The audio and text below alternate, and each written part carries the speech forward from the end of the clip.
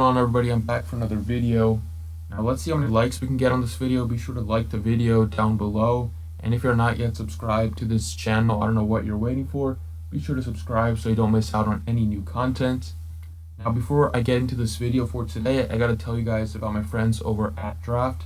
Now www.draft.com is a completely new way to play fantasy sports.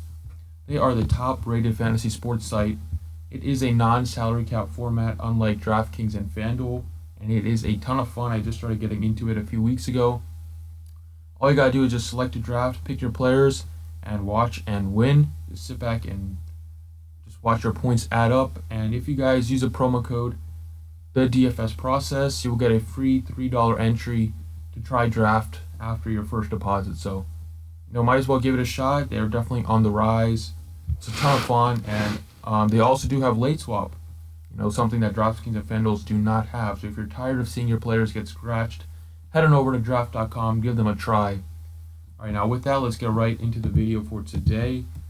So Tuesday, we got a big slate. We got 10 games to talk about, but really right now I am seeing a pretty condensed, there's just a couple games I really want to focus on.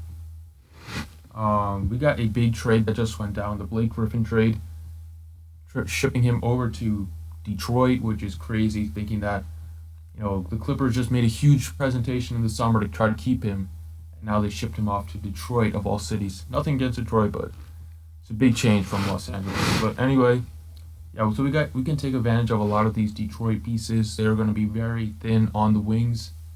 So right now I'm thinking it is a stars and scrub approach. Right now we see Chris Paul is questionable. That makes me want to play James Harden at 11.2 in an amazing matchup against the Magic, one of the worst teams in the league against point guards, especially if Chris Paul is out for this game. If they just want to be sure against the Magic, should be an easy win at home. So if they want to give Chris Paul some extra rest and they sit him out, I think James Harden becomes an amazing play. Got to take advantage of this price tag. His price dropped coming off a really bad couple of days of shooting, very unlike James Harden. We shot 38% and 31%, but he still put up 58 and 52 DraftKings points. Very consistent, very solid floor. And as you see at home, he does shoot the ball a lot better, almost 40% from the floor, and does average a couple more DraftKings points. So, especially if Chris Paul is out, I love him. If Paul plays, then I would rather spend up to Russell Westbrook. I would play Russell Westbrook over James Harden against the Wizards. But if Paul's out, I do like Harden a bit more than Westbrook because $500 cheaper and similar, if not higher, ceiling. All right, so let's go over to shooting guards. So now this is what I was talking about, especially with Blake Griffin gone. Lou Williams at 8,200 becomes a great play. However, you got to be wary of the Clippers. This game doesn't start until 10:30. There could be a chance. The Clippers are now putting DeAndre Jordan on the trade block, Lou Williams on the trade block. There's a chance that Lou Williams or DeAndre Jordan gets shipped. And if that happens before lock and they become a late scratch, you're just gonna have to eat that $8,200, which I'm not sure I want to do. So I'm gonna spend down a bit, and I'm gonna put in Reggie Bullock. Bullock at 4,700. Now the Pistons just shipped Avery Bradley and Tobias Harris off to the Clippers. Blake Griffin's not going to be ready in this game, and even if he's not going to be ready to play in this game tomorrow against the Cleveland Cavaliers. So right now, Pistons are very thin on the wings and at the forwards position. Reggie Bullock's coming off a couple of really good games. His price tag is still pretty cheap, given the matchup and given the amount of minutes he's going to play. So at 4,700, he is a great value play in this spot. He's going to have to play a ton of minutes, and at 4,700, he does have over 30-point upside. I'm thinking his floor is at least in the mid to high 20s. All right, so then at small forward, I'm going to go with another Piston, put in Stanley Johnson. As I said, I'm really thinking this is a stars and scrub approach to this Tuesday game. Johnson is another guy. This trade just happened, so DraftKings did not have a chance to increase anybody's prices.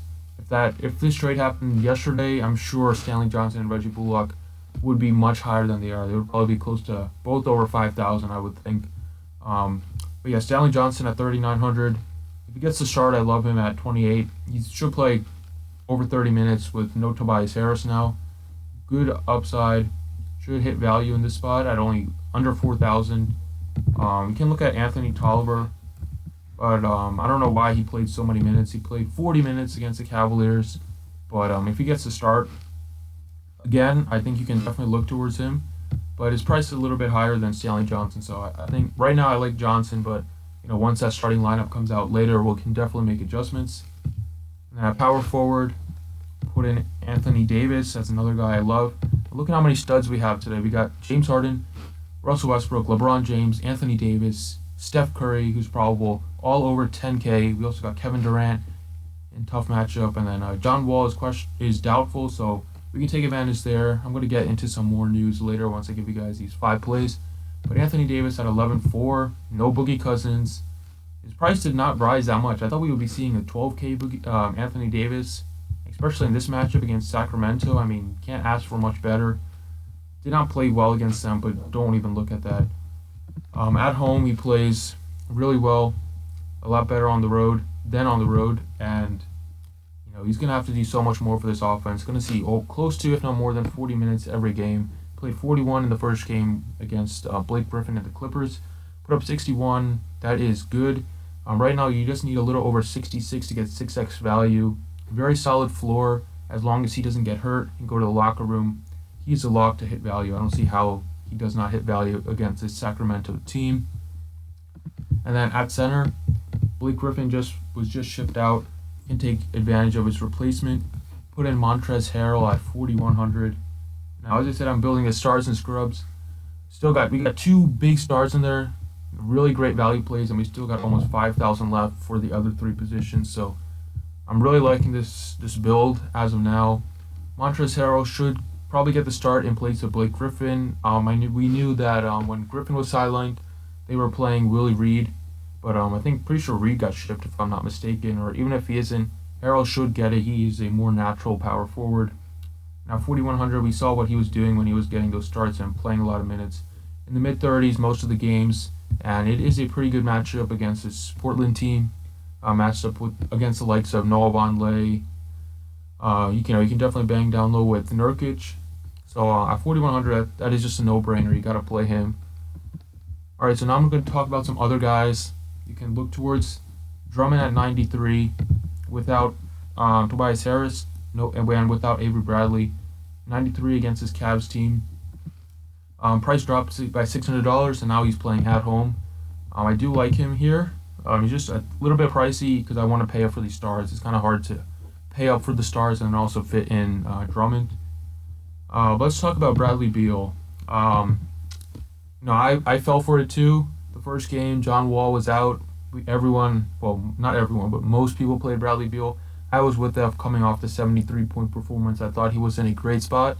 But if you guys remember, just a couple of weeks ago, maybe a month ago, when John Wall was sidelined for a long period of time, Bradley Beal just did not get into... Bradley Beal probably had one of his worst stretches of the season where he had to carry the offense. That is just not what he's meant to do. He's meant to play off ball. When defenses really do concentrate on him, he really does struggle to find his shot. Now, I'm not saying at 84 don't play him against his OKC team, where he did go off for 73. But I think that game is definitely a fluke game. He's nowhere near he's getting 12 rebounds again. He's get 3 in pretty much every game except for that one. But yeah, I know a lot of people are gonna look at that game and play it, but as of now, I'm saying it's a fade for me. Just because, it's a fade for me if John Wall's out, because we saw what he does without when he's asked to carry the offense. We saw it earlier this season. That's just not what he does. He's not comfortable doing that. And I don't know. At 84, I can definitely get behind a fade if he's going to score under 30. If he's going to score between 30 and 40 DraftKings points. Some other plays. We got Jrue Holiday at 83. I think that is a little too pricey for him. Now, DraftKings, out of all the Pelicans players, he's the one whose price rose the most. He's in a good spot. We can definitely not play him. Let's look at some of these other Pelicans players. Dante Cunningham at 39, solid value play, probably getting the start. See how much Rondo's price increased. Didn't increase too much, still at 48, but he just didn't get as many minutes as a lot of people thought he would in the first game without Boogie Cousins. And let's look at each one more. 49. I mean, I really just like Anthony Davis in that spot. Let's see if there's any other things I want to mention. I mean, Kyle Lowry at 74. You say price went down. He's in a good spot. I do like him. I think Cantor's, yeah, he's probable. Yeah, that's pretty much. I gotta talk about Dejounte Murray at 5,900. He's in a good spot. I really do like Murray against this Denver team at home. You saw what he did. Now that he's a starter, he's playing a lot better than he was when he was coming off the bench. Has a 50-point game, a 27 in only 24 minutes. Put up 32 and 34, and put up 37 in only 26 minutes. Great matchup at 59. I think you can definitely take advantage there. Ish Smith is definitely only GPP worthy, not consistent, but without Tobias Harris, should see more usage, definitely. And yeah, that's pretty much it. I'm going to end this video here. Thanks for watching, guys. I appreciate it, and good luck.